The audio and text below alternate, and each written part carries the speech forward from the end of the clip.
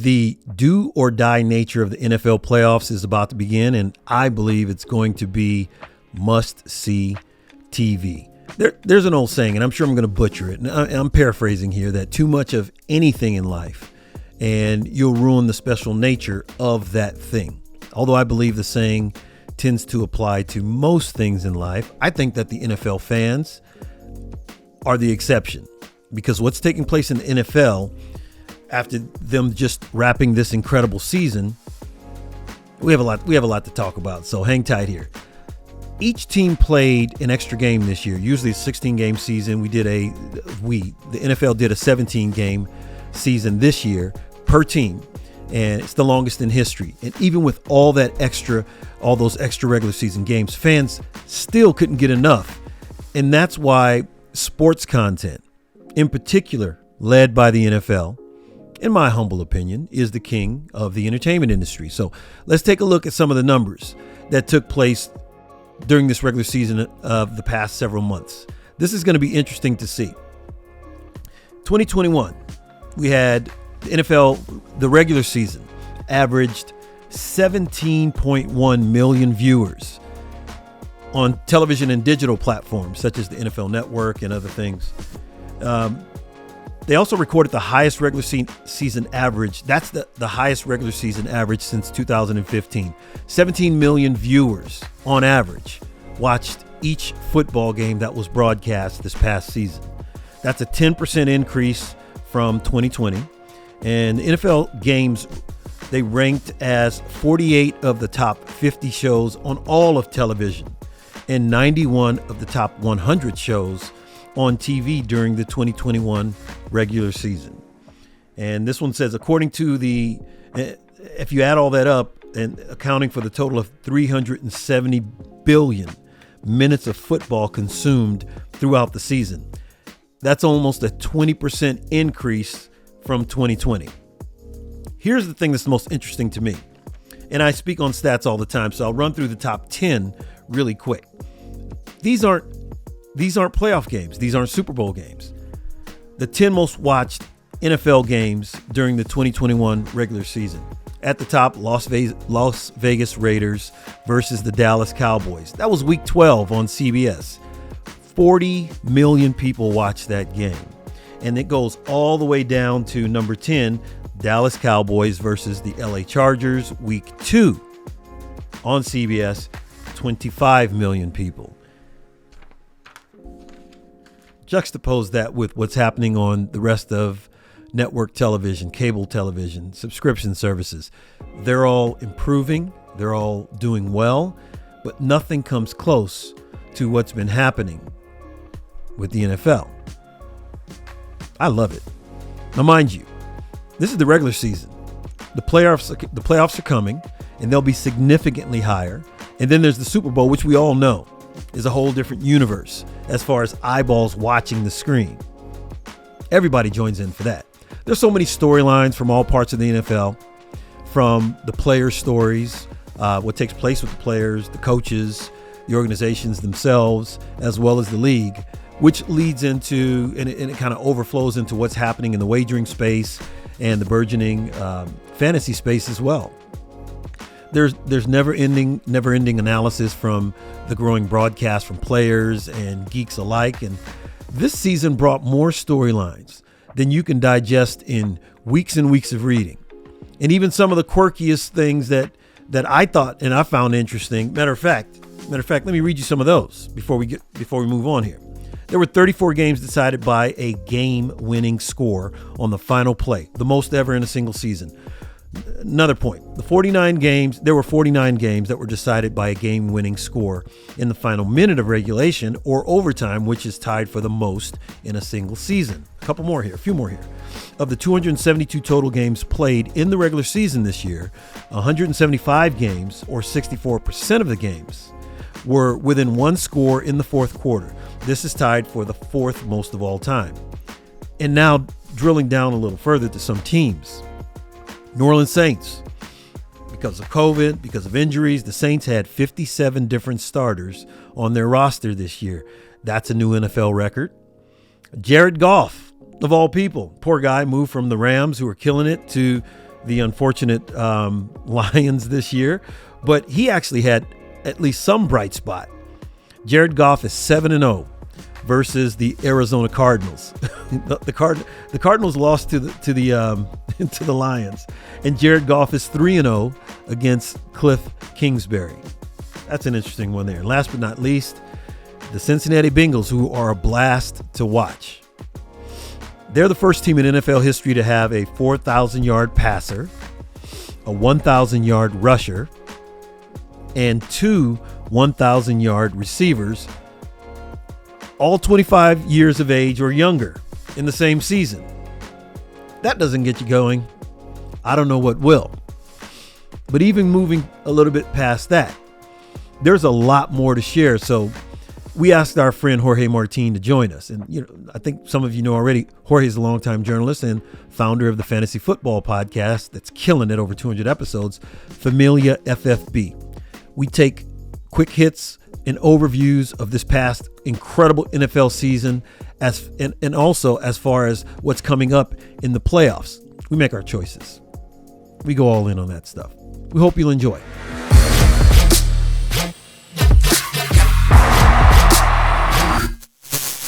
Yeah, we're bringing our buddy Jorge from Familia FFB, FamiliaFFB.com.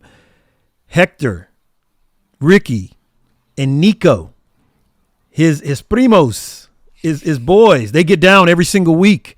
You guys have to check these guys out. 200 plus episodes already in the past year plus. Yeah. Getting down with episodes. Jorge has been a journalist, and he's focused on sports in particular, but he's been a kick-butt journalist for the past 35 years. I've known this guy forever, trust him for everything. So when I need any opinions on NFL, I love having discussions with him about all things sports, not just NFL, Major League Baseball. Wait till we bring some episodes to you guys in the spring regarding all things baseball, but I digress. As for now, we're going into the football playoffs this week. I wanted to bring Jorge in to have a quick conversation about everything that transpired this past year. These guys are on top of every nook and cranny of what took place in the NFL, with the players, with the teams, with the business of the NFL. And it affects everything that they do. He came out on top in one of his leagues, as a matter of fact. So the gate's open to you, my man. Go for it. Oh, man. Well, Clyde, first, thank you so much for having me. I always love being on the bunker with you. And we're in the bunker. Yes, we are. We are in the bunker. To say. But you know what? This year was really tough. There were so many injuries. There was so much COVID the last month, especially the last month of the season from Thanksgiving on. I mean, it was just, you just had to be on top of Twitter. You had to be on top of Fantasy Pros. You had to be on top of NBC Sports Edge, just getting the latest highlights, who's available. I mean, it really just became an issue of, it was the walking wounded by the end. I had so many teams where I was dropping, I dropped some great players who were just out for the season. And I just ended up having to make some moves, and I had to be hoping and praying that I was making the right call at various times. At 1 week, I was, 1 week of the playoffs. I mean, we came out on top in our Dodger front office league, formerly front office league. Now it's some members of the front office, some alumni, and I mean, Clyde, you've been around people who are in sports, played sports, some of the most competitive people you're ever going to come up with.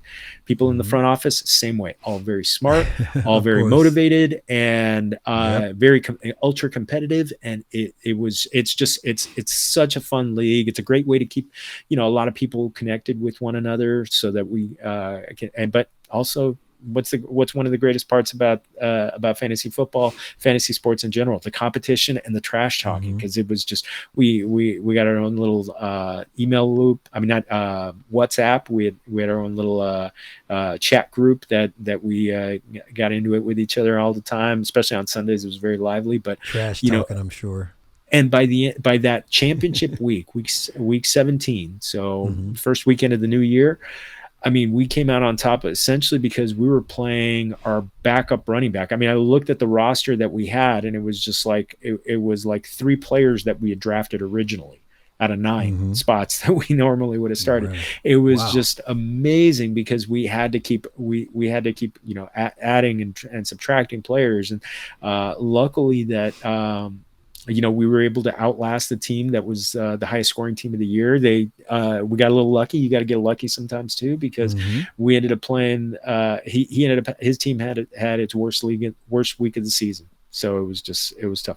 But, the trends that we saw a lot this year is, I think there's going to be a shift a little bit more toward the wide receiver, away from the running back. Running back has always been, because of the volume, has been king. But there were so many injuries this year and so many teams that were going away from having, as we like to, a bell cow, a single running back, as we like to call him on our show, a lead caballo. There were a lot of teams that were going to a 2-man committee or even a 3-man committee, and that just takes the value away from that running back position. Whereas you get receivers like a Cooper Kupp for the Rams, Devontae Adams for the Packers. You get Justin Jefferson with the Vikings, Jamar Chase, who just exploded on the league. And if you had Jamar Chase on your team this year and you were in the playoffs, you won. And you should be donating to his charity, because that guy in weeks 16 and 17, the 2 most important weeks of the fantasy season, he was the best wide receiver. He absolutely exploded. In championship week, he went for 266 yards and I mean, just 3 touchdowns, just obliterated the Chiefs that day. I mean, it was just an amazing thing to watch. And I think what we're gonna see is teams, the fantasy players, are going to be going away from drafting that running back really high, and going for the wide receivers more, because there's less injury concerns. There's a little more volatility. There's not the week to week. I mean, Cooper Kupp was one of the most consistent players I've ever seen, maybe the most consistent player ever. But because every week it seemed like he was getting close to 100 yards or above, and just touched it. It's all over the place. Just an absolute monster. But I think you're going to see a lot of that. You're going to see, I'm hoping that more teams adopt what the 49ers did with Deebo Samuel, where they have a big running back, a big wide receiver, and they get him the ball more often out of the backfield, or get him out there on jet sweeps, and just being able to use that player that you're hoping to get, target him 10 times, maybe he catches 6 to 8 balls, but maybe you get him another 5 carries and you get another 40 yards. I mean, you get these playmakers out in space. It can be it's just a joy to watch. Deebo Samuel, I mean, he just had some phenomenal games especially against the Rams. Especially against the Rams. Yes. Yeah. Last week it was the week after the championship week, because a lot of times because in the fantasy industry, we recommend do not play in the final week of the season, because you see a lot of teams that have already clinched the playoff spots. They're sitting their starters. Joe Burrow destroyed everybody in week 17. They sat him last week.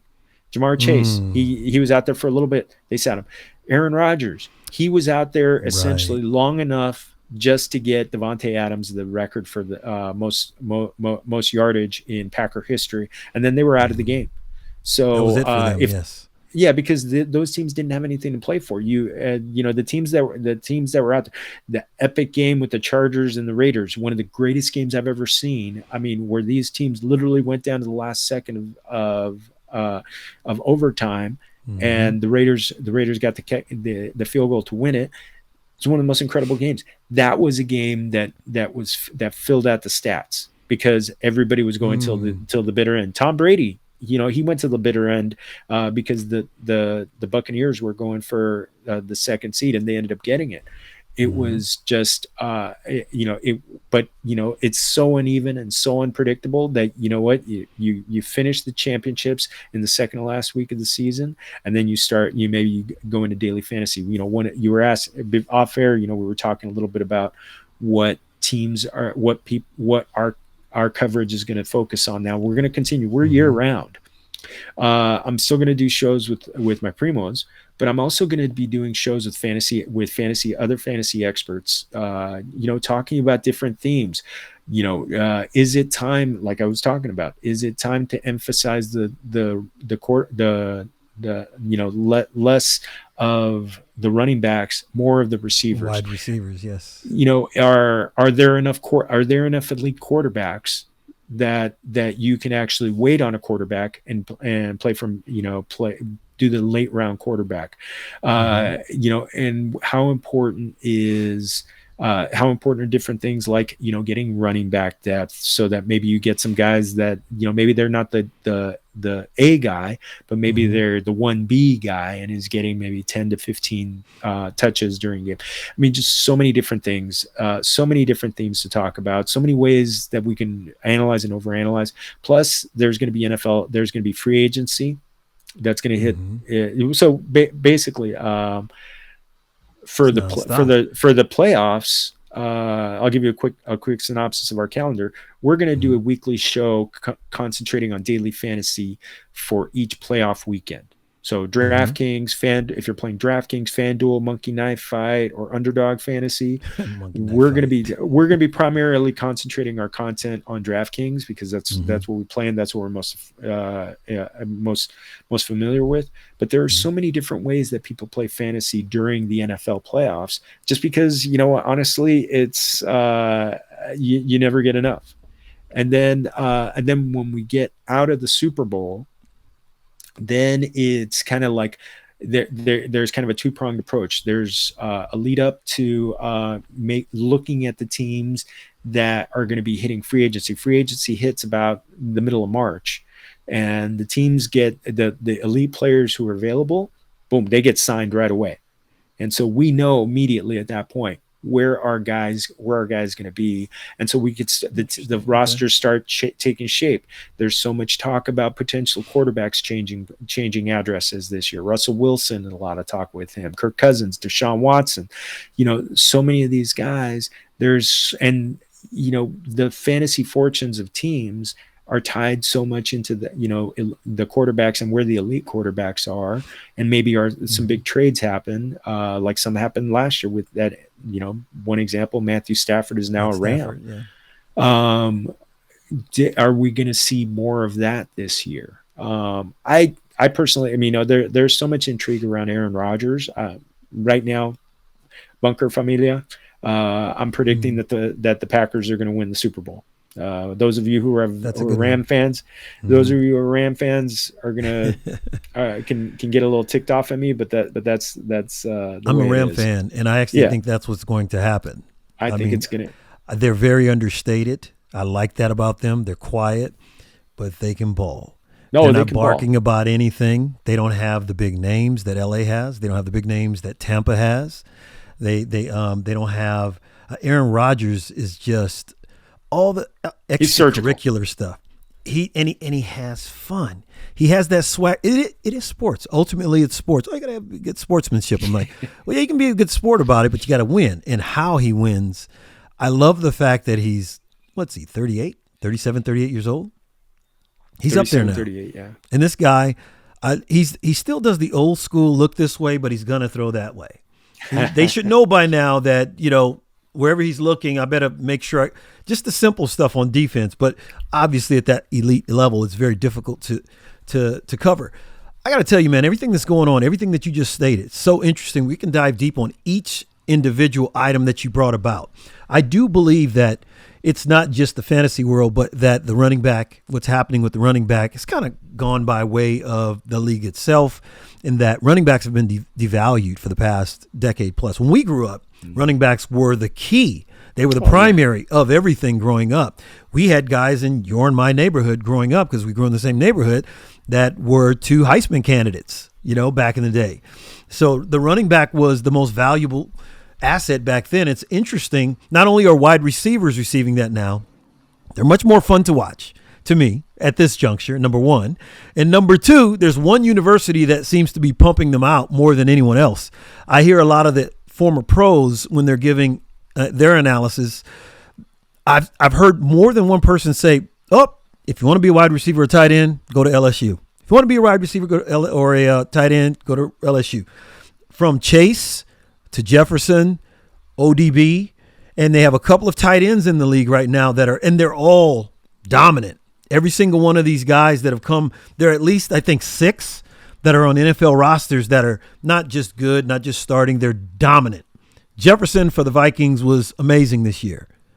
Chase for the Bengals, to go along with his QB from college in their national championship, he was incredible. Odell Beckham actually showed promise with his new team because he was quiet about things, and he already had a guy that was the number one guy, and the guy that you and I both love in Cooper Kupp. So it's going to be interesting to see how that all plays out. I think what's happening in the NFL right now, largest league in the country, largest revenue generator in the world of any sports league, even though it's primarily just in the shores of America. And I got an argument this past weekend with a buddy of mine. He loves the NFL, but he also grew up playing soccer and baseball primarily. And as much as he's a fan of the NFL, he sent me something last week about, the most popular sports in the world. I'm like, these little things right here, he's picking a fight with me basically. And I said, listen, I have no doubt that more people in the world put their foot on a ball and play soccer, what we call soccer, football somewhere else. I said, but what's happening in the NFL right now is unlike any other sports league ever in history. No matter how crazy fans have become in Europe and other places regarding soccer, what's happening with the NFL, what has happened, what's continuing to happen, what you just explained, and as a little sliver to us outsiders regarding fantasy. And now what's going to, I think New York just received their approval for the wagering thing, or it's coming like in the next few weeks. I mean, what's going to happen in the wagering space? Well, everywhere. What's happening with fantasy? The NFL with their ratings, as I said on so many episodes this past season, the average, we're not talking about the big ticket games each week. On average, the NFL would receive between 14 to 17 million eyeballs per game. The most consistent television shows that we all love. I love these scripted shows, CSI, NCIS. They're averaging middle single digits, 6-7 million on a good night. A big night would be some season finale for 12 million, 14 million. Ooh. The NFL is killing it on 5 different networks. No other product does it the way the NFL does, not just on television, now offline with all the betting, now online with all the fantasy elements. And the fantasy, it's not just for, as you mentioned, regular season. Now you guys have these individual pieces going through the playoffs. You have all these other elements that are going to take place after the Super Bowl leading into the draft. You have it makes the fans experience at such a high level we've never experienced. That's one sport. We're not talking about baseball or the NBA or hockey, which are all great, but just the nurturing of this sports league is something to witness. We're going to bring Jorge back and go over even deeper over the next several weeks of the playoffs, some of these things. But before we let him go, we want to dive into the playoff picture. I'm going to let Jorge now dive into his picks. Let's start with the AFC. So we have the Titans who came back strong, held on strong, a couple ups and downs in the last several weeks, but they held strong, they held tight. They have the bye on week 1, right? Just like on the NFC side, we have the Packers. Derrick Henry is back. I've always said this guy is such a performer that a 75% Derrick Henry is still the best running back in the league. What are your thoughts on, let's start with the AFC. Let's start with the AFC and the Titans, and give me your picks all the way through to the Super Bowl, and then we'll jump to the NFC.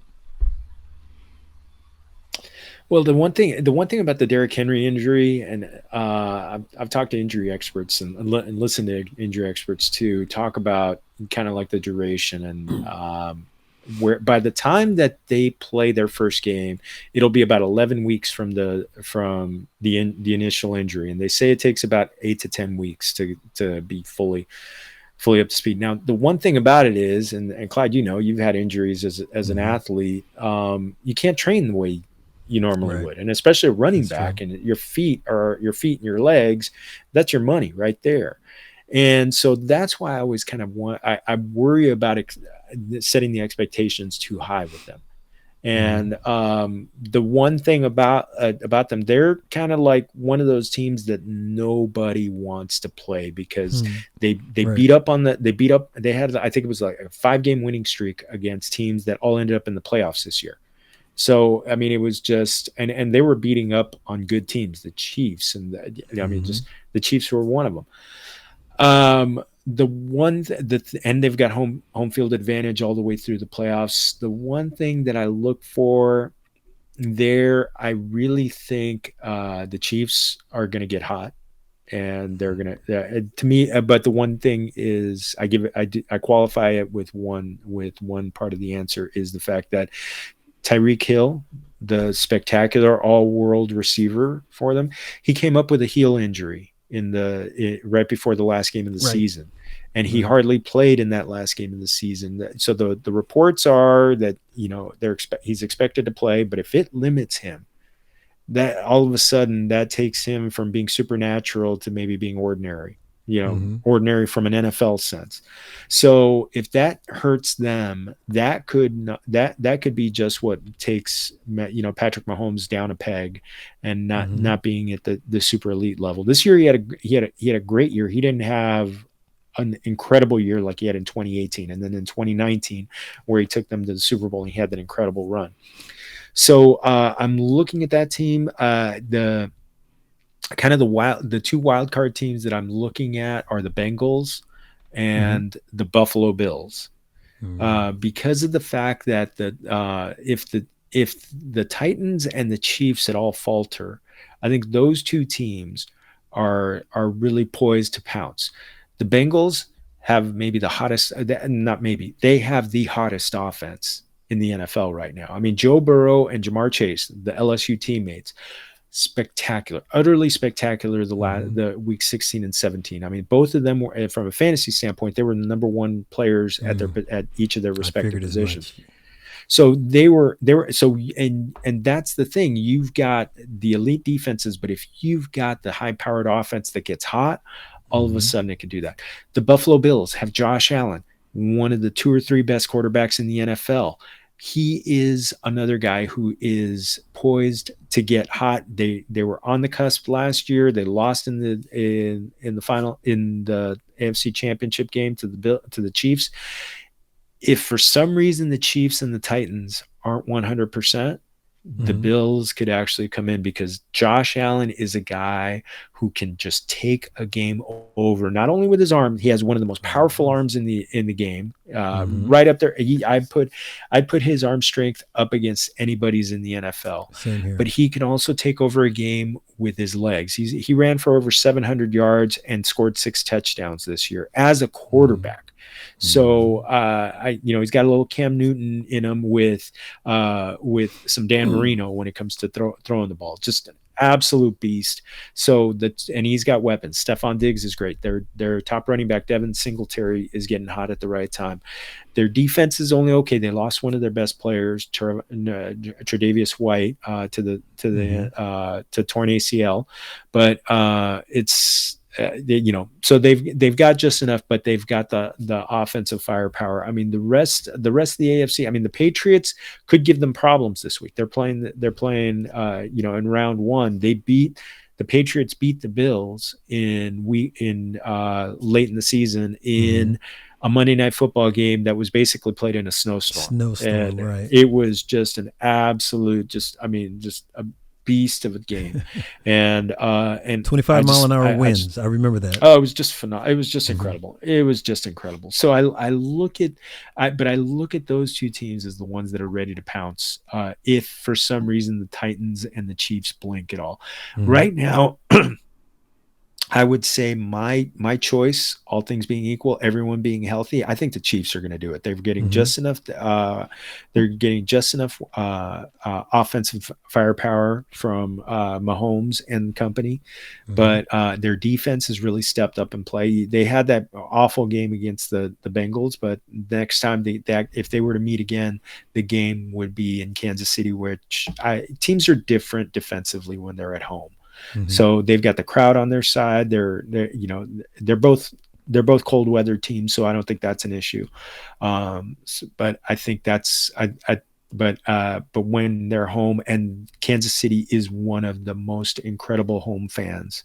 They talk about the 12s up in Seattle. Kansas City is just as loud, and they don't sell their tickets, so there won't be too many Cincinnati fans there in there. But so right now, I would take the Chiefs.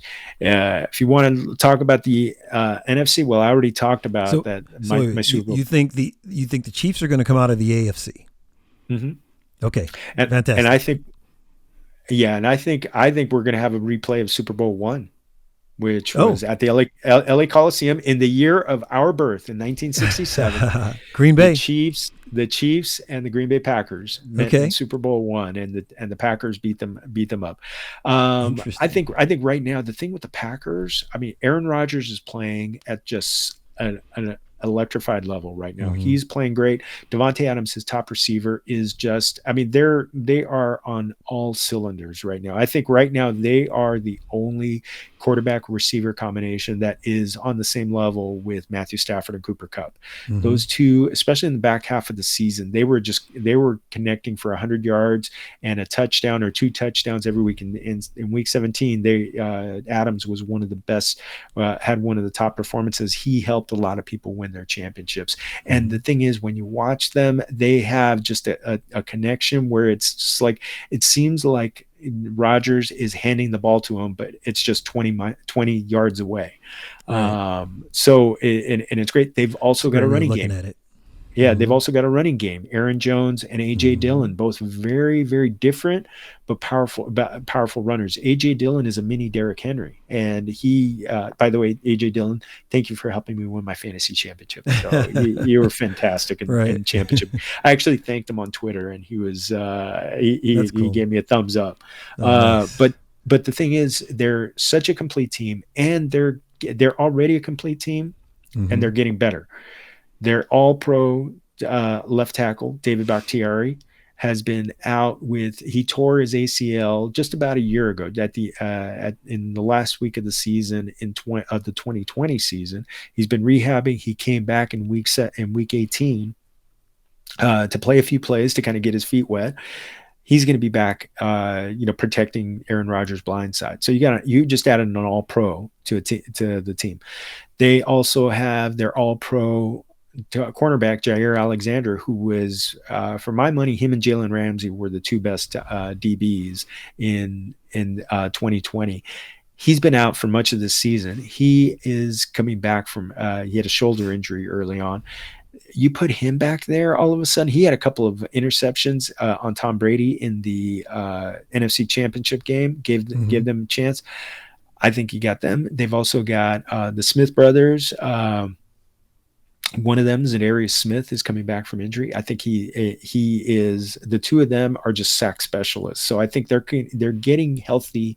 They're getting some really, really great contributors. Some really, some of their when you start talking about like the top tier players on that roster, I mean, you're getting, these are guys in the top 5 to top 10 on their roster as far as most important players. You got them, but you know what? You don't just stop with Green Bay, because the number 2 seed is the defending Super Bowl champions, Tom Brady. Now, he lost some players. Antonio Brown, big loss. Yeah. An even bigger loss was Chris Godwin, torn ACL. He was having a phenomenal season. So basically, their targets are now going to be centered on Mike Evans, who had 14 touchdowns this year, and Rob Gronkowski, who had a resurgence this year. Yeah, still not too bad. He's still really good. He's still one of the 5 best tight ends in football. And I think I look at the two of them as great possibilities for helping Brady kind of take them to another level. I mean, Brady knows how to win at this point, and they've had some injuries on the defensive side of the ball, which last year they were really healthy at the end, and they rolled people. So they could have a hiccup here and there, but if not, and it's a rematch of Tampa Bay at Green Bay in the NFC Championship, there's going to be that thought in the back of the minds of Green Bay where it's like, oh, these guys were able to beat us last year. So, that there's going to be that thought. It's going to be interesting. The other teams that I think that could roll, you got Dallas and the Rams. The Cowboys have been pretty inconsistent, but when they're at home, they're a different team. They're tough, They're just right? phenomenal. Dak Prescott Great is just defense. great defense. Micah Mm-hmm. Parsons is fantastic, but the one thing about them where they are vulnerable is against the running game. So that's why you got to watch out for round one against the 49ers. The 49ers run the ball. Mm-hmm. Elijah Mitchell, Debo Samuel out of the receiver out of the backfield. The two of them just they are just ballers on that side of the ball. They don't get And as much credit as they deserve this year. And they're the nemesis of my team, the Rams, but I have to tip my hat to them. I don't think McVay has ever beat Shanahan. And it's the last time was 2018. The 2018, year they went to the so Super it's Bowl. been That was years. the last time. But Debo Samuels, even at tight end, man, and Garoppolo is very underrated, in my opinion, because of all the other stuff that surrounds him outside of football. That guy he's really good. He's very consistent. They have a great team, and the Cowboys and the Niners, to me, they played to the level of their competition, in my opinion. They beat some great teams this year, and they've lost to some so-so and not so good teams. So it's going to be interesting to see the two of them play. But I still don't think either one of them are going to make it out. I love my Rams. I don't think they have enough to come out. I agree with you. I do think the NFC Championship game will be Tampa. The NFC champion will be Green Bay. I think second would be Tampa. I don't think the champs are done. But on the AFC side, I didn't give it to you before you went over to the NFC real quick, and I'll let you come back to the NFC. I actually think I've never seen someone play at such a high level so consistently as the Kansas City Chiefs. They had, 4 losses this year? 4 losses this year, and people lost their damn minds. They thought, oh, my God, it's over. And I just said, I don't think so. And you just watch little by little, even with the injuries that they've sustained. Everyone has injuries at this juncture of the season across the board. Even if it's something that's nagging and you still get on the field, everyone has something that they have to think about. But I actually think they're the most dangerous team in the AFC. I think Buffalo's right there with them. But those are the two teams I'm most excited about watching on the AFC side. I like the Titans, but I really liked them when they had Derrick Henry. And because of everything you said about Derrick Henry, I agree. I think that's going to be a challenge for him to come back at 100% or even 75%, as I stated earlier. So I actually think the Chiefs and the Buffalo Bills are going to rise on that side, and I think it's going to be either Green Bay or Tampa on the other side. For champion, though, I can easily see Green Bay winning it all. I don't know if anyone from the AFC could beat either Green Bay or Tampa this year in the final game. So I actually think the NFC may come out on top. And if anyone from the AFC wins, I do think it will be KC.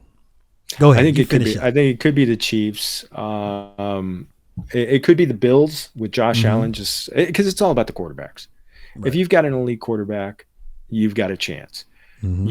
You got the Chiefs with Mahomes. You got the Bills with Josh Allen, and Joe Burrow could get there. I want to see it a little bit more, but he's as hot as anybody right now. And he is afraid of the big stage because he performed on the biggest stage in college football. So and he was just, I think he threw 6 touchdowns in the semifinal of the college football championship. But stay on that for 1 second. I actually enjoy. In speaking about the AFC, I actually didn't mention that my favorite team, my favorite division to watch this year was the AFC North. I actually enjoyed watching them. They are all 4 teams I enjoyed watching tip to tip. And I didn't expect the Bengals to be what they are today. And I actually, as the season progressed, enjoyed the Bengals more than the other 3 teams in the AFC North. Oh, yeah. I think these young guys don't know that they're not supposed to be playing this way this early and this young. And that mindset does work in life sometimes, though. You're not supposed to be able to do those things at X age or whatever, X time, and they're doing it. And so they're just like, yeah, we're here. Quarterback, wide receiver, the defense is doing what they can. I think they're the wild not wild card playoff team, but they're the wild card to watch in the AFC. And the Rams, for me, are the wild card to watch in the NFC. Bengals, AFC wild card team that you have to watch. Rams on the other side. I'll let you wrap up for us here because I know we got to get out of here in a second. You know what? You were talking about the Rams being the wild card. I really do think that they're a team that can get hot because they have stars. They have stars on both sides of the ball. You know, you've got Stafford.